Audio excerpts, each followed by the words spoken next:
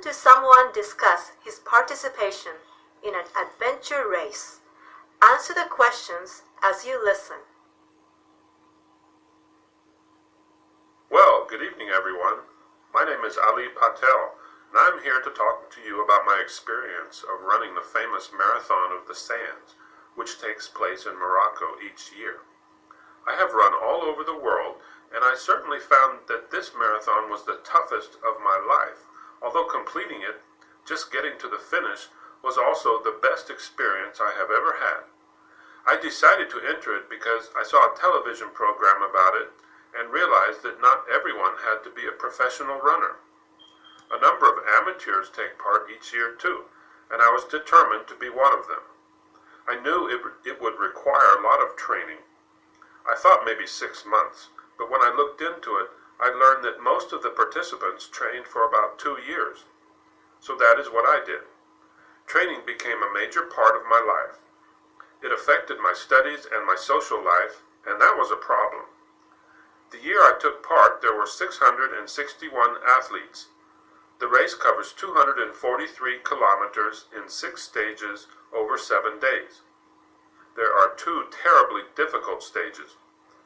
The first is a day spent running entirely on sand dunes. The sand gets everywhere. You sink into it, and I found myself running with a huge amount of sand in my shoes. That really slowed me down. I wore the kind of shoes that let your feet breathe, and that was a mistake. The sand came in through the sides. But I think the most punishing experience was the non-stop 82-kilometer stage that the athletes had to complete in 40 hours. We had to run in 40-degree centigrade heat. I nearly gave up then. I got big blisters on my feet, which I had to treat with iodine every night to prevent infection. But I somehow got through. When you feel really low, the other competitors are fantastic.